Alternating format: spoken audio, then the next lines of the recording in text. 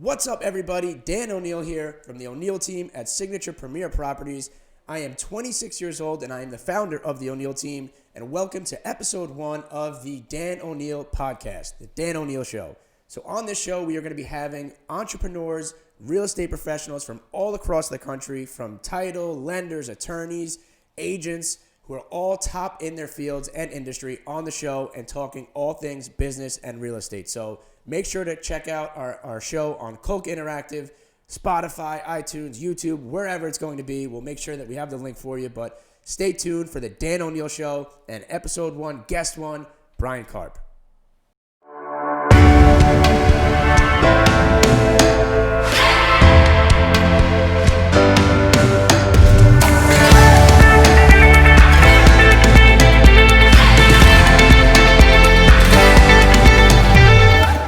What's up, everybody? Dan O'Neill here from the O'Neill team at Signature Premier Properties, and welcome to episode 1 of the Dan O'Neill Show. I'm going to skip all of the mumbo jumbo, and we'll refilm the intro, but most importantly, on episode 1 today, we have the man, the myth, the legend, somebody who I admire, respect, look up to, seek for advice, basically the number 1 agent on the island, objectively, Bryan Karp from Coach Realtors. How you doing? I'm fantastic. I'm excited that I'm invited to be the first guest. That's like tremendous. Thank you. Well, looking at the roster, right, like sports related, looking at everybody that I haven't really had a chance to sit down and speak with and who I think would be the most knowledgeable for an episode 1. Like, we've been sitting here just BSing for the last 15, 20 minutes, and Yep. we should have been filming because some of the stuff we were talking about just as banter Gold. It was gold. And a lot of people could have used that, and taking it for their business. So having you on as guest 1, I'm honored, I'm flattered.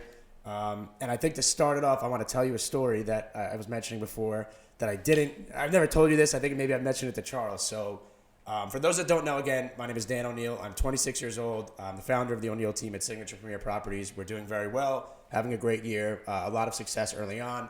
And Bryan Karp is the number 1 agent all around. So when I first got my license, I was with Wycott Realtors in Farmingdale. Okay. So this is 2.5 years ago, and I started to get a little upset because I was doing some business, but it's in Farmingdale, and it's far, and I didn't really know much about Nassau County, so why, whatever. So I reach out to them, and I'm like, hey, listen, I think I'm going to start interviewing around. I don't really know if, I want to stay in Farmingdale. And they're like, listen, stay put. You're doing great. Let's build you out a satellite office. We happen to own the building that Remax Eastern is in. Oh, wow. Okay. So right next to the fire department. So Bryan's office is in the front, right? It's on the street. Yep, my old office was right there. Yes, and there was like a little office behind yours. Mm-hmm. So like, all right, just go there and we'll figure it out for the time being. So now I have this like 1,200 square foot office by myself. I don't have any furniture. It's just a room with laminate floors, but I shared a wall with you. Okay. So your back office wall was my office as well. So of course you have all of your cars are wrapped with your face and your name on them. So every day I'm rolling into this new office and Bryan Karp's, your face is everywhere. So I'm like, all right, and I don't know you at this point. Like, so first story is I actually paid somebody who was just walking around $20 to go lean on your car and to like piss you off, like when you first came out of your office. And I don't think he ever did it, or I don't think he ever noticed it. Did I not notice it? I was probably so engulfed in what I was doing. Yeah, so I thought that it was hilarious. Like, I thought it would have been like me, us like meeting, but I guess it never came to fruition. So that's number 1. And then number 2, so as I mute my phone, so as that's all happening, right, Rudy and the Aversanos, they see some potential in me, so they bring me in for an interview. I don't know them. I just know that you're there and you're doing amazing things. And so we're sitting there for the interview, and they're like, yeah, we're going to bring in Bryan. Like, we're going to bring in Bryan. They're like bringing in Pat Mahomes, Yeah. So they're bringing in you, right? Like so, the closer. Yeah, the closer. But like, you didn't know about it, I don't think. So they, you're outside, like your car's running. They like rush you in as like a quick favor to them. But the whole time you're busy, like you're working, right? And you're sitting there and like you're sitting sideways. And do you remember this meeting me? Like, I don't, Dan. I'm sorry. Well, exactly. So you're so busy. You're sitting there talking and you're, texting and you're on the phone, and I'm sitting there like, like I had some sort of ego, like this guy can't even pay attention to me. And I remember thinking to myself, like, I'll never be that way. Like, he's so busy, blah, blah, blah. I have to say I am sorry because I am that way now with everything. Like, it's insane.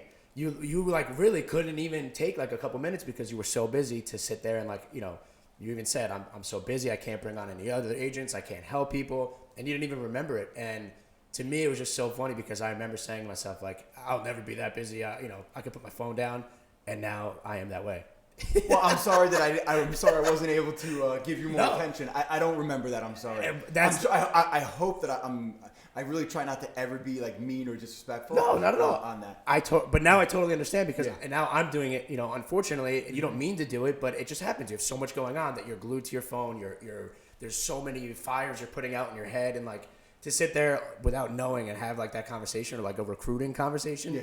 You can't do it. It takes every second of the day just to keep it all together. Yeah. And that's waking up at 4 a.m. and going to bed at 10 o'clock. It literally takes every single second to just keep everything firing on the right cylinders. Yeah. And so the first thing that I want to get into is, a lot of people have heard your background, have heard your story. You've shared it, many times. If you haven't, Charles's podcast just came out. It's a great story. You got into the business. First you were a college athlete, same way that I was. You played Division I football at Stony Brook. Yep, correct. And then you went straight into a trade. And while you were doing that trade, you were selling real estate. But what's amazing is you were selling 50, 60, 75 houses. Like, that's not chump change, man. Like, you're a top agent while working in the city as a tradesman. So, like, while you were doing that in the union and selling, what made you finally say, like, all right, I'm going to leave the union and get right into it? Like, let me just jump into this real estate thing. So I always felt like I was different. Mm-hmm. Like, I always felt like I didn't belong. But there was no one, like my mother, who's like my best friend in the world, my biggest fan, thinks I walk on water. I even say to her, why didn't you tell me about real estate? Like, why didn't you say, Bryan, you should get into real estate? Because when I graduated from college, from Stony Brook, I didn't have a clue what to do. And I was already married. I already had bills that needed to be paid. And everybody was like, you need to go get a job. Mm-hmm. You need to go get a job with benefits and retirement. And they were like, a union job is gold. Yeah. And to me that was like, they're like handcuffs. Mm-hmm. But I said I needed to do what everyone told me to do. So I took that job and I remember studying for my real estate exam and getting my real estate exam and starting to sell 3 houses a year, 10 houses a year, because my goal was always to build myself out of that. Okay. And when I used to wake up at 4 a.m, I would race into Manhattan. Okay, Picture this. I would park my car. I'd get to Manhattan around 5 o'clock. I'd park my car. I would somehow find a gym to work out in from 5 to 6. And then I would do construction. And in union construction, you're supposed to take a coffee break and a lunch. And I would work straight through. Wow. All right, so I would skip coffee, skip lunch, and work like 6 hours straight through. So I'd probably work to around 12:30. And then I would race home. And then I would hustle real estate. Wow. And so I used to walk around the construction site. I don't know if you've ever heard the story. I used to walk around the construction site. These are union construction sites. So you used to have hard hat on, goggles. And I was an insulator, which means I blew on like insulation and I put a duct wrap over HVAC duct. So I wore a respirator. Wow. And this is before the time where you had like smartphones and like earpieces that were like wireless. So I used to have headphones that I used to have to like snake behind my bandana down my shirt. Like what we're wearing. Like we're wearing right now. So people didn't know I was on it. And I used to walk around the construction site listening. And everybody thought I was listening to Guns N' Roses and Biggie Smalls and Metallica, but I wasn't. I literally was listening to anything I can get my hands on: self-help, motivation, real estate, finance. Wow. And I did union construction for 9 years. There was a time that I made more money in real estate in 1 month than you did at union. Than I did all year in union construction. Wow. And I still stayed 3 more years. So how old were you and how many deals were you doing that made you finally say, like, all right, I'm doing the 9 to whatever it is, the 4 a.m. to 2, and then I have the rest of my afternoons. But like, what made you finally say, like, all right, this is something that real estate where now you could potentially become the number one agent if you set your mind to it and if you start actually spending the time. How old were you, and like what made you finally say, like, all right, enough's enough? Yeah, I was doing 50, 60 transactions a year, which is like a lot of money. Yeah, a lot of money, a lot of sales, a lot of sales, and all on my own. It was just really just me and maybe my admin at that time. Yeah, and my wife, she's always been like my push, and she was like, why don't you just quit construction? And I was like, oh, but I got my set salary with construction, I got my benefits, I got my retirement, right. And she's like, you're crazy, like just leave. And literally, Dan, I left and my business quadrupled. Wow. Like I went from 60 transactions or 70 transactions while doing a part-time job, which was a full-time job for everyone else, construction. Right. Yeah. Next thing I know, I doubled it. I was doing 150 transactions. How old were you at that time? Probably 20, somewhere in my late 20s. Wow.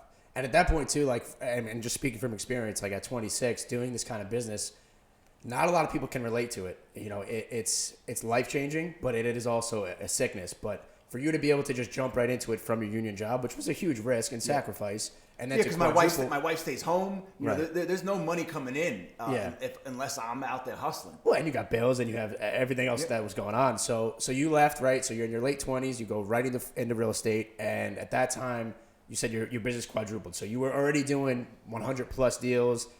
You were already making some serious money, right? Fun coupons.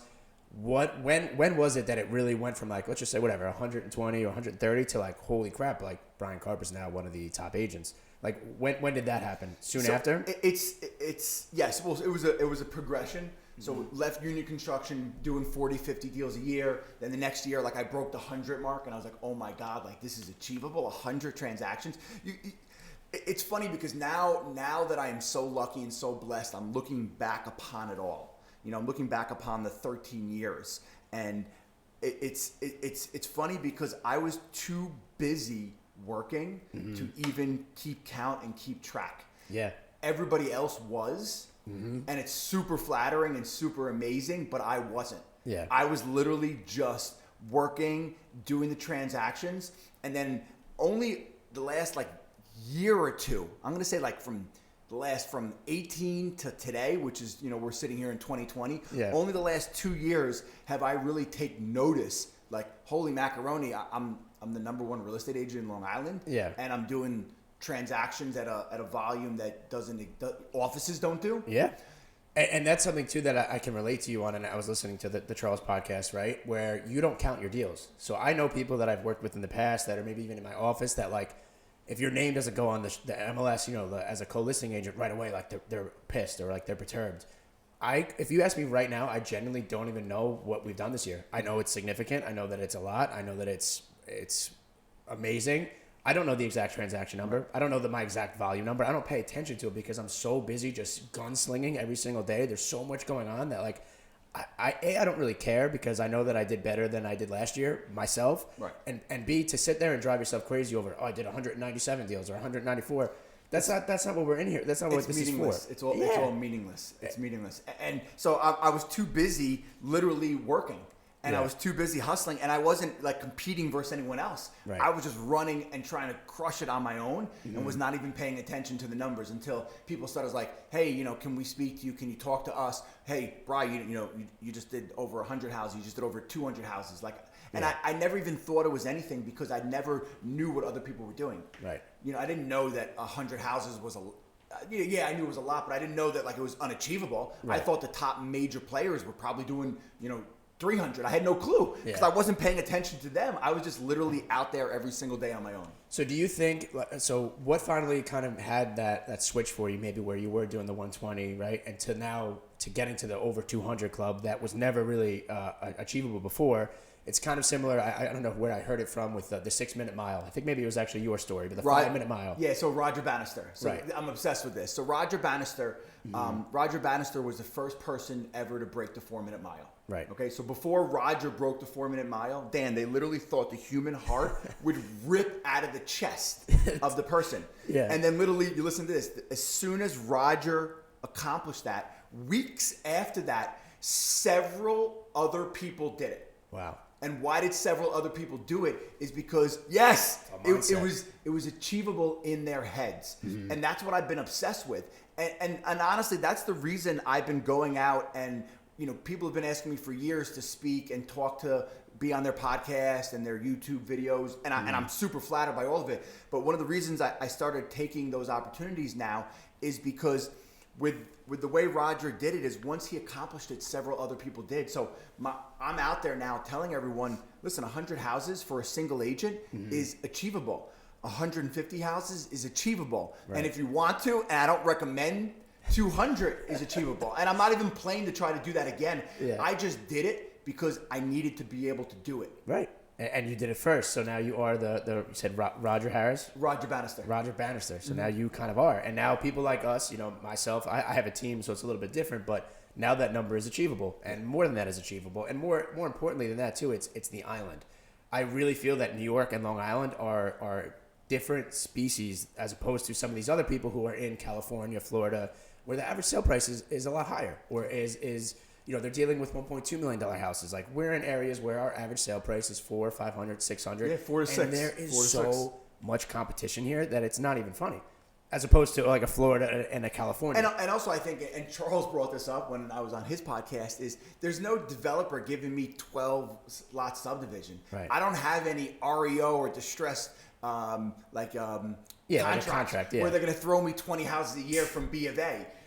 So literally, I'm belly. Okay, Brian, we love you. Here's just 30 listings for the year. Listings. It's crazy. Yeah, so I'm belly to belly with every single one of my home sellers, and every single one of them has to believe in me and hire me. Right. And I'm literally marketing, negotiating, and walking them through the whole entire process. And it's not just one time or 10 times; it's 100 or 200. So what impresses me a lot as well is I know how hard I'm working, right? And I'm not even a 4 a.m. guy, but I know how hard I'm working. I know how crazy I'm driving myself. There is no such thing really as a day off. I don't have a wife yet. Obviously I have Grace. I don't have any children yet. You're doing this all with a wife, with side businesses, with your 2 children, your 2 boys, coaching their sports, and you're reaching these numbers that were never reached before. I got to talk to you about work-life balance, and this is something that I've actually called you on before. So again, same thing as when you were on Charles' podcast, like, people give you a bad rap, right? Because maybe you're busy, you can't really talk to them, you can't give them advice. Like, unless you're in this situation and you're doing this type of business, like, you can't understand how difficult it is. And to be available and to be, be able to just even do this, like, is going to cripple your day. You're going to have a tough day after this because you're stuck with the phone for an hour. Me too. Mm-hmm. So people don't understand that, and you get a bad rap for it. Truthfully, and me too.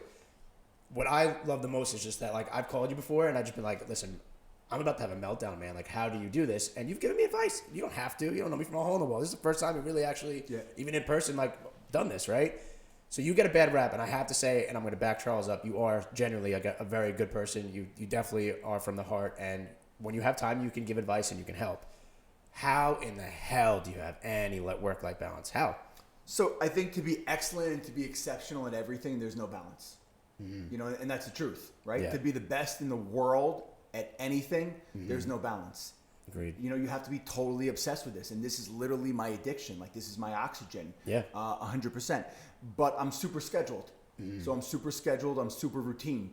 I always say if the mafia wanted to kill Bryan Karp, it would be very easy because literally, they know my schedule. There's, like Tuesdays, I am home every Tuesday by 4:30, rain or shine. If the President of the United States wants to list his house at 10% commission, I am unavailable Tuesday night at 5 o'clock. Wow, so really, so you do take at least some days or one day. Well, I'm home because we're having dinner with the family, with Brody, Brock, and Jess from 4:30 to maybe 5:30. Wow. And then maybe Tuesday nights that we would have a sport, and I would take them over to the sport. Okay. Or if there wasn't a sport, then I would hang out with them for an hour, and then I'd be back into the office. Right. And finishing up, until 9 o'clock at night. So I'm super scheduled, everything. Same thing with my workouts. All my workouts get done early in the morning. Mm-hmm. Same thing with all my prep. Like, I'm monetizing every second of the day. Mm-hmm. Because I literally feel like I have a winning lotto ticket. Like, I'm not taking any of this for granted. I'm not taking any of this like this is literally a godsend, what I have. Yeah. But anyone could have it. Mm-hmm. Like, I'm only going out there and telling everybody that, my life story, just so they understand that they're more well-equipped than I am. Right. I actually am less well-equipped than all of them. Mm-hmm. Everyone is a better reader than me. Everyone's a better writer than me. Honestly, the majority of the people are smarter than me. Yeah. So if I was able to accomplish it, then there's no excuse for anybody. Yeah. But is there ever a time, I mean, I know that, like, I'm always on my phone, right? So my mom's talking to me or my girlfriend and I, I'm doing this, or like, oh crap, one second, and I got to answer my phone, because it's important, right? And if you can't answer it, there's not many other people that can, no matter who you put in place. Right. Or it turns into a fire. Exactly. You can handle something and swoop in right away and fix it, instead of going to a fire. Right. So is there ever a time where your wife is mad at you, or where you wish, oh man, you know what, I kind of wish I had a Sunday off, or I wish I was able to do this maybe more, or spend more time for yourself? Like, do you have those thoughts ever, or is it just... Absolutely. No, absolutely. Okay. 100%. And those are natural thoughts. Because that's something I feel guilty about all the time, is like, I'm self-aware that I need to take a step back and I need to be more present when I'm with my family, my friend, whatever it is. But I don't feel like I can right now. Yeah, and I can relate with everything you're saying because you're looking in a mirror of what it is. And Jessica has sacrificed. My kids have sacrificed. Like, it's very difficult to get undivided attention from me. Yeah. That's why when I'm anywhere and I'm speaking with you, my phone's upside down.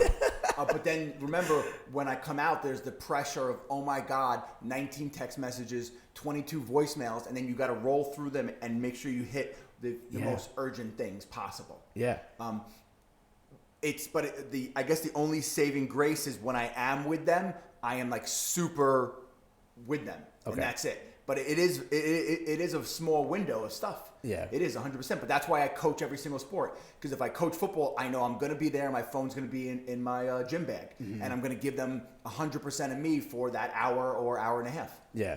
What impresses me a lot as well is that you did this, right? Where all this talk is like, you need Cole Banker, you need an Element, you need a big company and a big brand.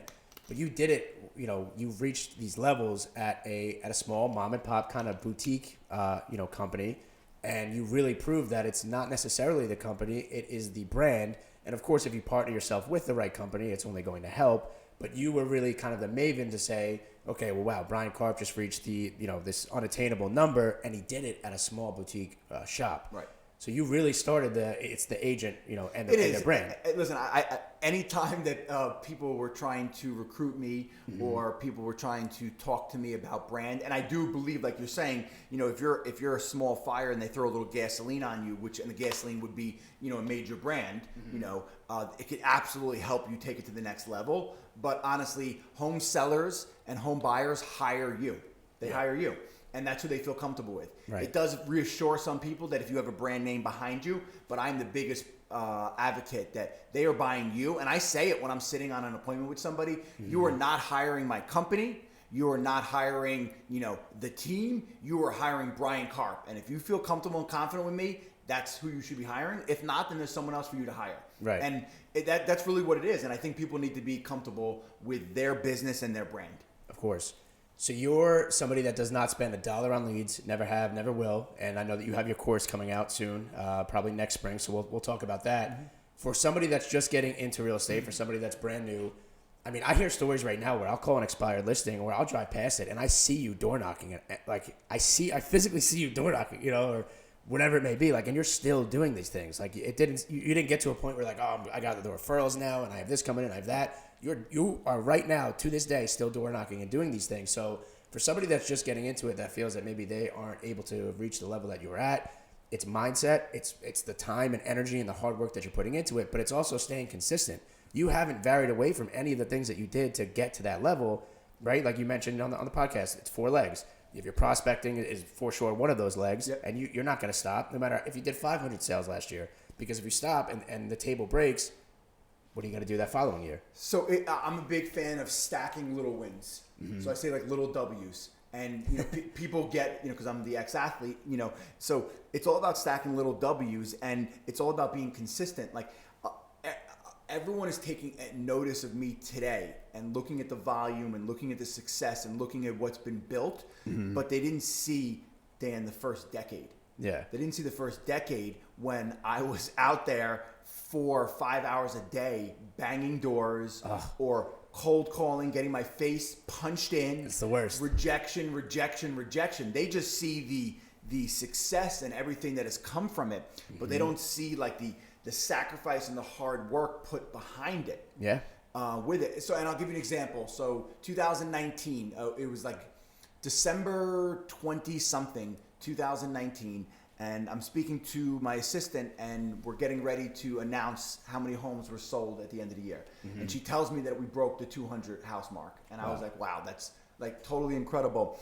It was, and I think we had one more closing set up, so we knew it was 205 houses. And I had 2 hours before I was supposed to be home that day. And that day I was scheduled to be home at like 5:30. So it might have been like 3:30. And instead of me, I don't know, meeting friends for drinks, or instead of me, I don't know, doing something, I literally pulled my car over, got out of the car, and found one of my listings in the area, and I started knocking doors for an hour and a half. That's awesome. So just finished the best year of my career. Yeah. Just broke the 200 house mark, which, they say is unachievable. And I literally went out there and knocked doors. Yeah. Just because I was so afraid of stopping. Yeah. I was so afraid of the momentum. Even though the momentum is running and it will never stop, I'm just so such funny. a creature of habit with training. It's like you don't take a day off from working out. Yeah. So it's why would I stop anything now when I've done it 13 years straight? Yeah. Everything. So someone's like, well, why don't you just skip your Monday workout? I haven't missed a Monday workout in 13 years. My father passed away and I still did the Monday morning workout. Listen, that's a sickness. I was violently sick. Like I had one of the worst stomach viruses. I had the flu, but I still got the Monday workout in because there's no excuses not to. Everyone is making excuses. Everyone needs to stop making excuses. I agree. One of my problems, right, and I'm self-aware of this. Last week I closed on my first house. The team is approaching, I don't even know what the number is, but we just had our best month ever. We just made the move over to Signature. It was an amazing decision. All of these things, right, are all happening. It's all amazing. I struggle with the fact that I'm the same way. I don't take a step back to kind of say, like, holy crap, like I just, from where I was and what I just did, I never. No, you made it, brother. You made it. Not yet, but it's right back to the, like, even after my closing, everyone's like, oh, come on, let's go grab a drink, let's go out to dinner. I'm like, nope, we just sat in an hour closing. I have 2 hours worth to catch up on. And I feel as if I'm not allowing myself to look back and enjoy, right, what's going on. But I think it goes back to the fact that it's a sickness, it's a disease. It's not even necessarily a bad thing, but my father was divorced, 2 times really because of that. When I was 16 years old, I worked at his garden center selling Japanese maples. I can't tell you today if a Japanese maple needs sun or shade, but I sold, thousands of them, and I was working even at that age to save up for my first car. So I feel like I've always had this, and it was the same thing before I got into real estate. And somebody recently told me that I used to work with, I don't know how to take a day off. I don't know how to relax. I don't know how to enjoy myself. And it's a problem. It's not something to brag about. Like you're not bragging that it's really a sickness. And I wouldn't wish this upon anyone that I know or that I love because it's really taxing. It's a curse. Yeah. It's like I pray. I'm not Brody and Brock. I don't and they can listen to this one day. I don't want them to go into real estate. Yeah. Like and I don't wish the curse that I have upon them. I want them to have a 9-to-5 job. Yeah. Never have to worry about money and have a great work-life balance. And not have the sickness that I have. So listen, I totally appreciate that. Yeah. You could be hungry for success, and then you could be starving for success. Like I'm still starving. I'm still starving to win, even though that I've won already. I guess a lot of it comes back to what everyone thought I was supposed to turn out to. Yeah. And I have a sweatshirt that I wear, and it says like like mediocrity. Mediocrity is a curse word. Like to be average to me is like you literally cursing and spitting in my face. But that's my feeling. Yeah. Like average is so unacceptable. There's nothing, but I do it in all aspects of my life. I don't want to be an average husband. I want to be the best husband in the entire world. Right. I don't want to be an average father. I want to be the best father in the entire world. And it just happens that it's same thing with my business. I don't want to just have a real estate business. I want to have the best business in the entire world. Is there ever a point in time, and this is something again that I am dealing with, where this business is just so taxing, right? There's always fires. You wake up at 4 a.m., 8 a.m., whatever it is. You're getting straight punched in the gut every single day. You have deals dying, saving deals. You have this. You have all the different, like audibles, right? You have people set up for certain situations, but it's never enough, right? There's always going to be something. Yep. Are there ever days where, and I called you recently, and I was just like, I just wanted, because I got punched 100 times that day. Like I need a hug. Yeah, I just wanted to call you, but like, I know that you have to be going through the same thing, right? Like, so are there ever days where it is just very taxing for you, where like you have to you sit in your car, you put your phone down for 3 minutes, and you have to just like, like goose, baba, whatever they're saying is, right? Where you're just like, today might be the day where I throw my phone in the water. You ever have those, or you're just so past it where you don't even care? No, listen, I am so tied to I'm just so I really care about every single deal. Like I take every deal personal. Yeah. And that's the problem. It's almost to a fault. Right. And I want to win at everything. So when I win, it's not like I'm trying to beat this person over the head. I want to get the deal successfully done. Yeah. And I want to protect my client through the process. Mm-hmm. So yes, what I do is I work out. Mm-hmm. You know, I try to have the most positive mindset in the world. And then some days I just go to bed early and I wake up super early the next morning and do it all over again. And always when I wake up waking up early in the morning is so important to me because I can control the time. Yeah. And I could organize everything. Listen, Dan, there's days I'm in my office and my yellow pad is filled, my notes, my emails, my text messages. Yeah. I go to bed, wake up the next morning and just clear it all up. Mm-hmm. Like I always feel like, all right, I could fix it with 1 more hour's worth of work. Agreed. So I'll just stay up a little bit later, wake up a little bit earlier. Yeah. I started adapting the 4 a.m., 5 a.m. I don't do it every single day. I'm not going to pretend to, but those few days that I do, I cannot believe how much that I get done because you don't have people texting you, you don't have people calling you. So now you can actually sit there and focus on, okay, what do we need to solve on this problem? Or I have to run the comps on this house, or the appraisal's coming in short here. How can I get around that? But if you start doing that at 8, 9 o'clock in the morning, while your phone's ringing, you get this, it's impossible. And then you're just, it's days on days on days. I want to be prepared. It's about being prepared for every single thing that comes up. Yeah. And then it also frees your mind so you can spend time on thinking about bigger things and what else needs to be accomplished. Right. What is your favorite thing about this business? Favorite thing about this business? Favorite thing about this business? Favorite thing? That's a good one. That's a good question. Yeah, that is a really good question. I guess my favorite thing about this business is that I literally am an inside player in something. Right. So people all the time, financial advisors reach out to me all the time. Bryan, we see your success. Well, can we manage some money for you? And I'm like, oh, listen, I appreciate that, but I don't put $1 into a little bit of money just into a SEP for my business for retirement. But I really put tax reasons. Right. I put this much money into the stock market. Why? Because your boy is not an inside player. Right. But in Long Island real estate and super local market, I am the inside player. So I think my favorite thing about this business is the inside knowledge that I have. So in insider trading in the stock market is illegal. If you knew that Amazon was going to buy up Fiji, that would be illegal for you to buy Fiji ahead of time. Right. But in real estate, it's not. So in real estate, if I know that something is coming into the area, or I know an area is super hot and I buy up something, it's not illegal. No. It's totally legitimate. So I think it's the inside knowledge and the inside access that I have, I think is what I like about it. What is your biggest pet peeve? My biggest... I know, I can tell you mine. My biggest pet peeve is that it's 24/7. Yeah. I wish that I could have a Sunday off. I wish that I could have a Saturday off. Agreed. 7 o'clock, we're having, 7... How's this? So Friday's big into athletics for my kids, big into athletics, coaching my kids' tackle football team. Right. We have Friday night practices from 6 to 8 o'clock. Okay, so from 6 to 8 o'clock. And then Friday nights, me and my wife like to have dinner together when the kids are going to bed or when the kids watch a TV show. She'll have a glass of wine, I'll have a scotch, and we'll just catch up on the week. Right. But when I walk in at 8:15 from practice, Dan, there's 10 voicemails, 22 emails.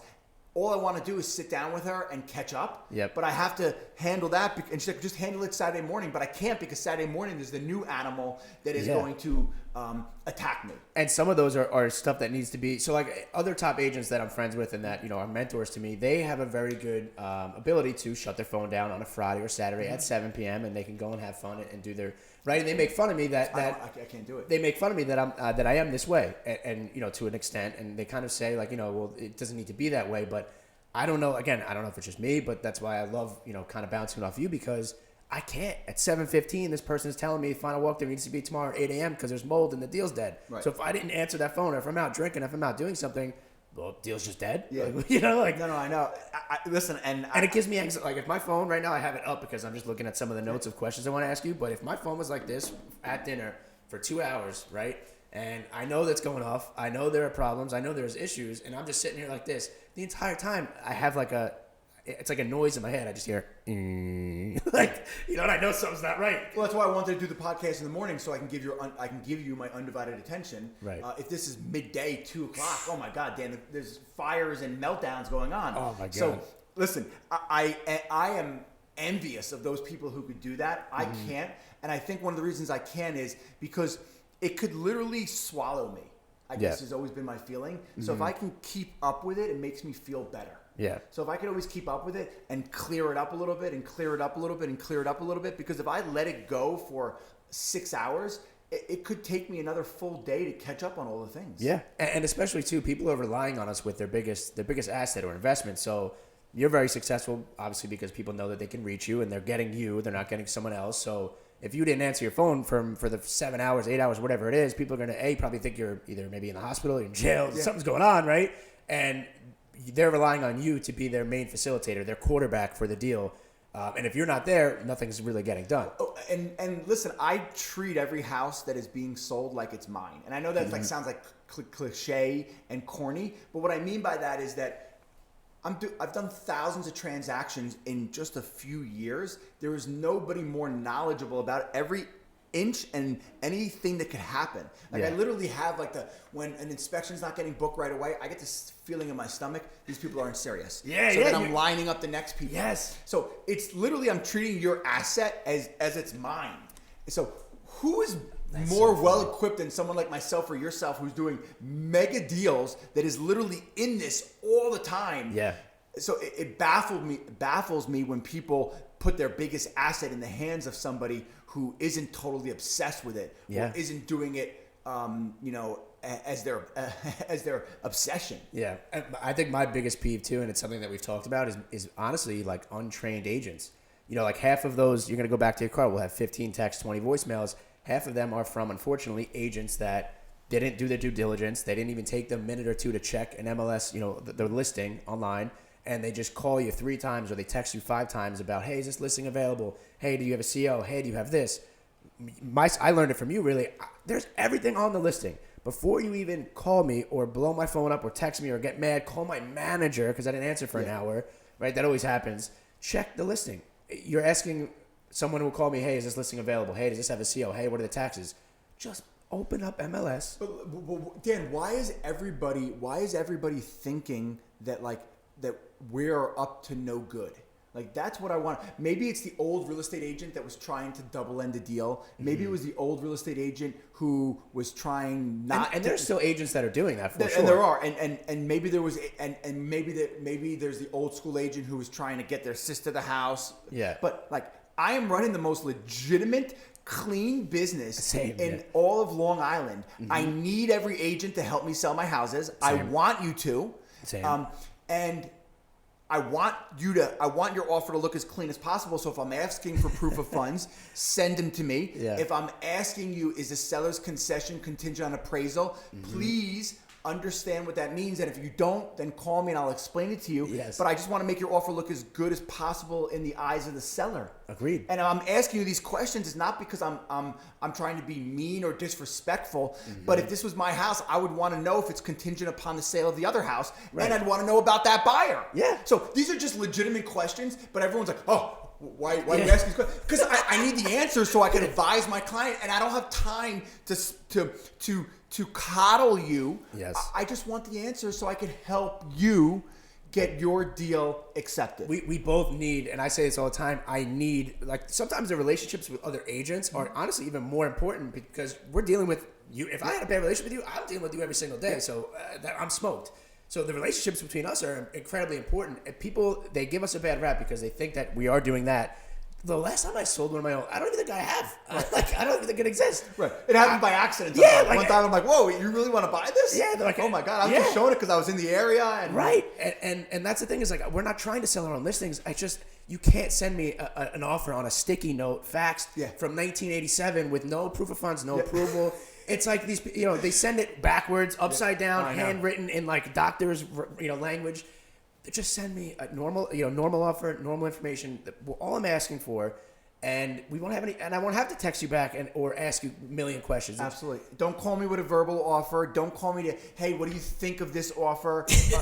And don't ask me. I'm not going to tell you. I'm not even going to tell the owner of my company if they had an offer to go in on one of my properties, and I already have other offers. I'm going to tell them, please bring your highest and best. Oh my God, I gotta pull this off this one up. You'll die laughing. And this is what I'm talking about. I should have had this prepared beforehand. And then it's, hey, what you have offers over asking? Where are your offers at? Is it over? Is it this? Stop trying to feel me out. Right. You're not gonna feel me out. Some guy said to me one time, literally, I thought he was gonna firebomb my house. He's like, he kept asking me questions, and I'm like, please bring your highest and best. Please bring your highest and best. Please bring your highest and best. Yeah. And he's like, what are you, a machine? And he just hung up the phone on me. I'm like, oh, this guy is gonna really. I'm trying to find this. Whatever. It's a funny story, but like. This woman's asking me, okay, where are your offers between 603 or 605? It's like, you're asking me about. I'm not going to tell you. Yeah, right. I'm not going to tell an agent at my office. I'm not going to tell anybody. So even if you're the owner of my company, right? If you have an offer on one of my properties, and we already have other offers, I'm going to tell you to bring your highest and best. Exactly. All right. Okay. So I'm glad that we're both in agreement on that. And why is that? It's because it is just easier to treat everybody exactly the same. Yeah. It is just easier to do the right thing. Of course. To do the wrong thing, then you have to remember what you did. There's nothing that I ever have to worry about. There's no secrets. There's no skeletons. I'm an open book. I'm legitimate. You may not like every single thing about me or my personality and how I roll, I run myself, but it's an open book. What I think really happens, and I know that because I felt this way too before I even met you, again with the person leaning on your car and whatever. People see how successful you are, right? And they don't see how hard you're working because now you're just starting to do these podcasts and you're just starting to get out there, right? So most people don't know you. They never heard you speak and talk the way that you do. And people are just jealous, and the more that you do, the better that you do, people are envious of it, unfortunately. And that's just kind of how the world is, right? Everybody builds up all these stars and then they bring them down, right? And they're with all the cancel culture and all that kind of stuff. So I think it's just people that are envious, but nobody really sees how hard you're working. For me, driving past you and seeing you knocking on doors with your wrapped cars, like, you don't have to do that, right? But you're still out there doing that. And that's what genuinely really, really impresses me the most. Thank you. Because I'm stacking those little wins. And I'm not just slowing down because I supposedly made it or I'm supposedly, at the top echelon. Mm-hmm. I'm going to still do what it needed to be done to be a successful real estate agent at a high level. So as we're wrapping this up, because I know that we both have to get back to work, but when do you think enough is going to be enough in terms of like, when are you finally going to have enough rentals in your portfolio to kind of walk away? And is your move over to coach, congratulations, of course, thank you, as now a broker owner, starting a team in the sense of, being able to facilitate agents to maybe the Hamptons or commercial or whatever, is going to be happening. Because I know you think 5-10 years out always. Absolutely. I'm playing everything. Every decision that was made, every decision that you saw happen this year was made in some capacity 5 years out. Like I'm not playing checkers. I'm playing chess. Chess, not checkers. Yep. And everything is laid out. So the next 1 to 5 years of the Karp family's life is already laid out. What we're going to set up. Okay. And I'm picturing it, and I'm just putting everything into place. So when do you think? When will you be satisfied enough, right? It's like athletes, right? These guys are 40 years old and they're playing. So they're still doing it. I'm playing a terrible game, which is an infinite game. Like right. I'm playing the infinite game of entrepreneurship and success. So now we are just starting to move it into other. So I never had a ticket to play. Like I was never invited into the game. So I had to go create some wealth and create some success. So now I have the opportunity to sit at the table.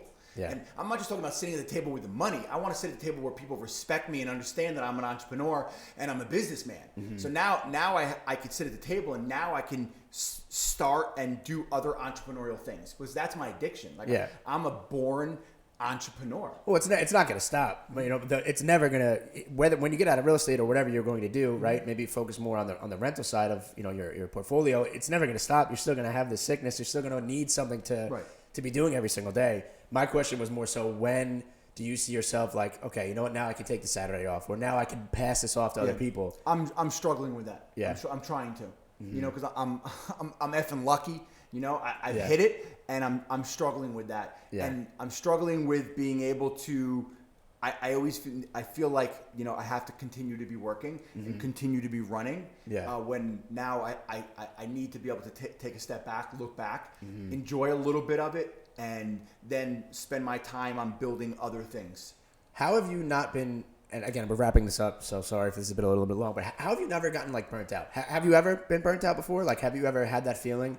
I think it's because I love this. I love this shit. Like, this is me. Yeah. You know, like doing deals and negotiating deals. Like it's just to me, like you know, I'm out to dinner with my family, and I'm like, shit, my wife's gonna kill me if I grab the phone again. I'm like, I gotta go to the bathroom. I go to the bathroom. I'm texting this, putting the deal together. I'm like, yeah. And it's not even. And Dan, it's not like, oh my God, I just made 10 grand. I just made 15 grand. Right? I just want the deal. Yeah. Yeah. No, deal's exactly. Going. Yeah. So, you don't even know what the commission is. It's the dopamine hits. And for me, it's probably not healthy because a lot of my dopamine hits are coming from real estate. Yep. And if I'm now listen, I'm always going to have my hand in real estate. I'm always going to be slinging houses. Will I be slinging 200 houses? No, sir. That's not the game plan. But will I always have my hand 20, 30 homes a year? Absolutely. The problem is I get dopamine hits from real estate. When I played football in college, the dopamine hit was killing the person in front of me and sacking the quarterback in front of thousands of people. Yeah. Like that was the dopamine hit. So now I need to be able to structure my life where I get my dopamine hits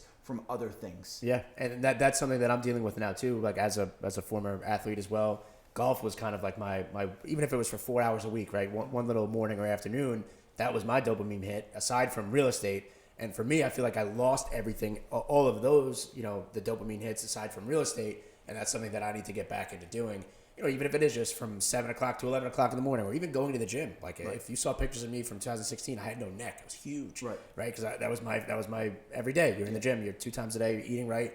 Because I hurt my shoulders, I can't really do that anymore. So that's something that I'm struggling with that I'm excited to get back into too. But it is the dopamine. And it's not even the money. It's 0% about the money. It's literally just, it's the win. It's the everyday win. It's making sure this deal with anybody else would have died. Right. But because they have you, because they have someone like me, we brought this back and we're obsessed with winning. Yep. That's just what it is as an athlete. You know, I'm obsessed with winning and that's where all my energy was. And that's really all it is with real estate. I'm obsessed with winning. But remember, I'm not in competition versus anyone else. I'm in competition with myself. Yeah. I'm just trying to be the best version of myself every single day. And I'm trying to be a little bit better every single day in every capacity.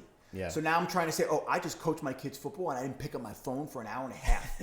And when I'm there at football, I'm on these little boys. And I'm on the ground doing push-ups with them. Yeah. And I'm yelling in their face because I'm building little champions. That's so awesome.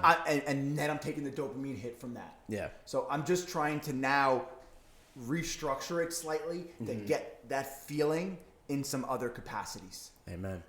All right, so speaking of continuing to better yourself, you have an amazing charity that you guys do every single year for the holidays. Once you hit, I believe, 100 houses sales, right? Yeah, so something that I think, something that has changed my life is when I started tithing, okay? So what a tithe is when you give 10% of your income. You could read, it's in the Bible, it's in the Torah, it's all different, the Quran, all different religions and backgrounds speak about it. And I grew up blue collar working class family. We didn't worry about money, but we didn't have anything super sexy, you know. So when I graduated from Stony Brook, I remember looking at I graduated from Stony Brook, and I remember this is back in the day before you had like online banking. So what it was is you had like this little checkbook. Yeah, okay? It was from EAB Bank, and I remember my bank account had $400 in it. And I was like, how am I ever going to, I always knew that I was destined for success because my mother spoke it into me, but I didn't know how I was going to do it on $400. And I wanted to take my wife out to Gators, and that was going to be $100. So on $300, I had no clue. And I was always so worried about money and so concerned about money. And like many people, I had this mindset that there was a finite amount of money. Instead of that, there really is an infinite amount of money. So I ended up getting introduced to something called tithing, and it literally changed my life forever. And basically what it is on every dollar that comes into the Karp household, we give 10% away. Wow. It's the most freeing thing in the whole world. And I'm not saying that it was easy. And I started off small. So when I first started doing it, I was like, all right, let me, on every dollar, I'm going to give 5%. But 5% isn't a tithe. The tithe is 10% if you read the Bible. It's 10% off the top. Okay. And once you could start doing that, it's the most freeing thing in the world. It kind of takes away the value of money. And then it also opens up your mind to just know that there's an infinite amount of money out there and it's just going to keep raining in. Yeah. So me and my wife have a tithe account. So every check that comes in, 10% comes off the top. Wow. We carve out whatever Uncle Sam has to get. That goes in a separate account, the tax account. And then that tithe account allows us to do different things throughout the year that we love, to support my wife's church, to support other non-for-profits, to support anything that we feel strongly about. Yeah. So this is the 4th year in a row that I'm going to give away $5,000. That's awesome. What we do is we give it to 3 local charities.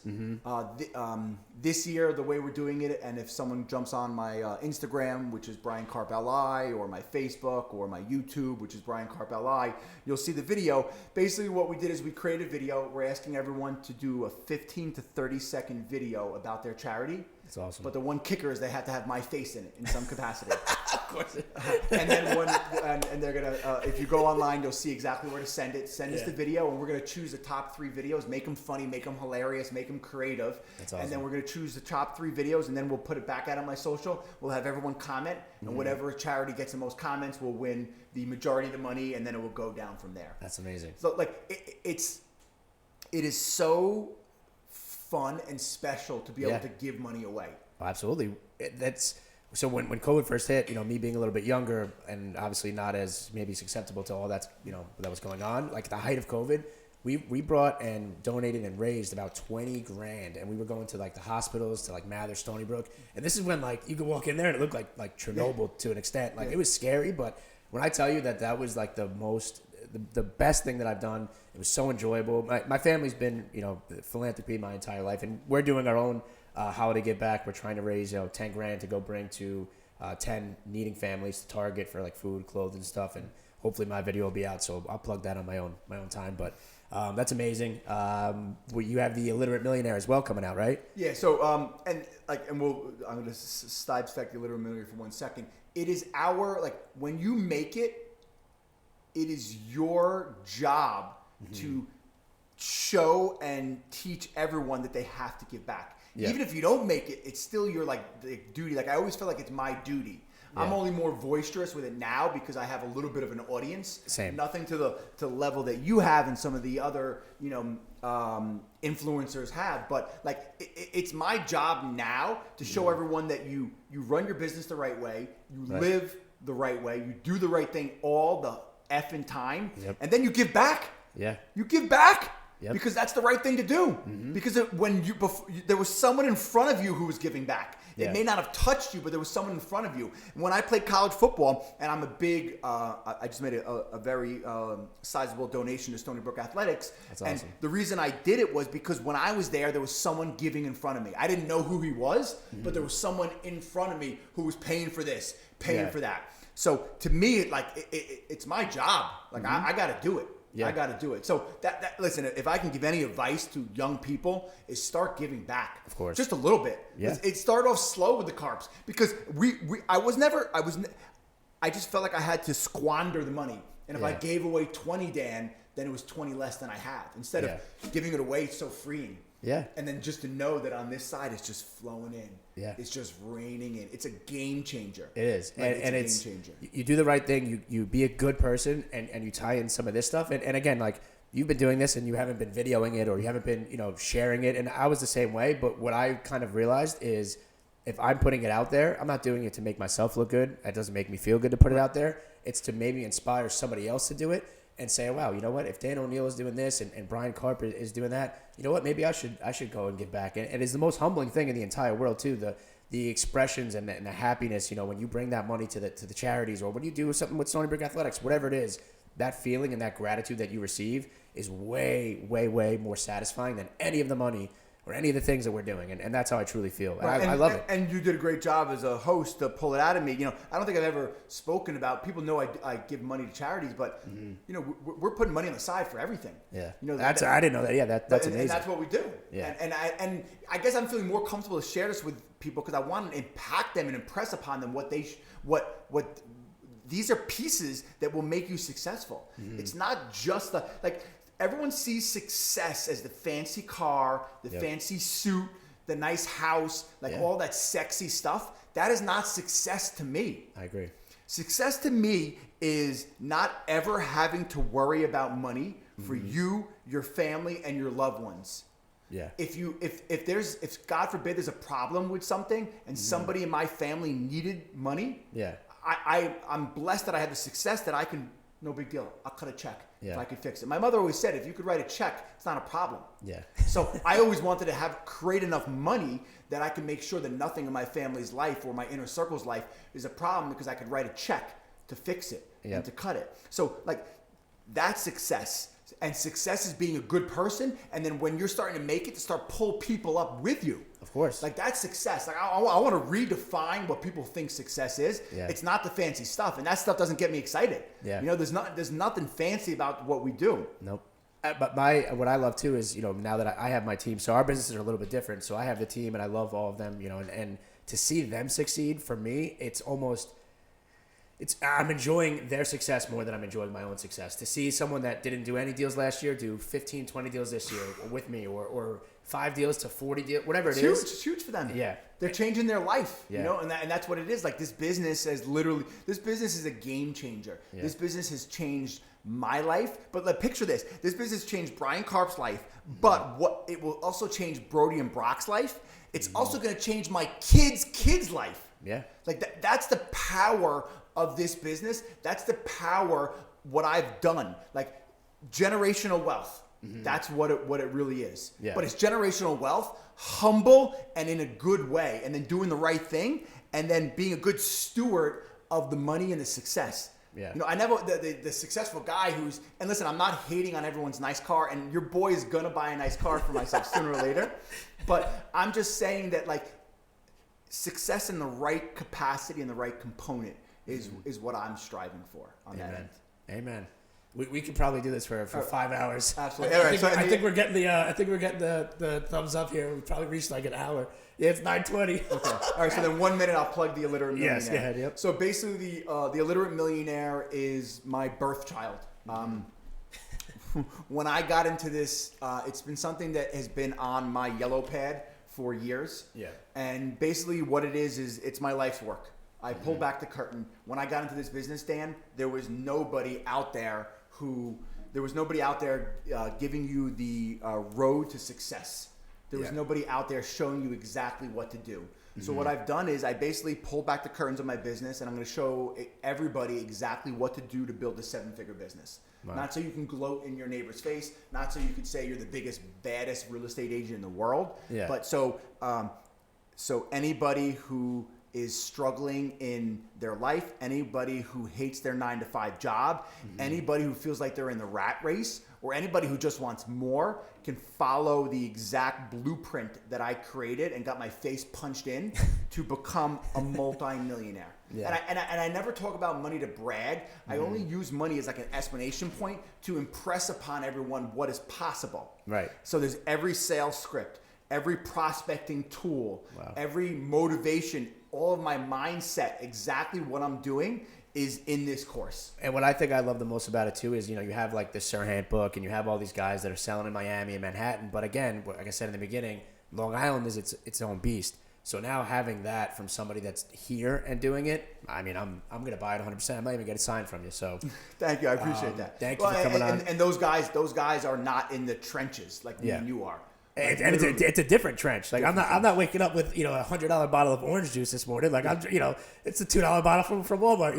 It's a different beast. It's a different market, different money. It's different prospecting. Everything. No one has ever done anything like that on the island. So I think that's going to be incredibly helpful for a lot of these agents. And hopefully, if they can learn anything, maybe it's just not to send offers on Post-it notes. Absolutely, 100%. Don't send offers on Post-it, and don't try to get out of me and Dan what the accepted offer is. Exactly. All right, man. Thank you so much for coming on. I appreciate it, brother. Thank you again. Bryan Karp, number one agent on the island. Thank you again for everything. Stay posted for everything that he's got coming out, and talk to you guys soon.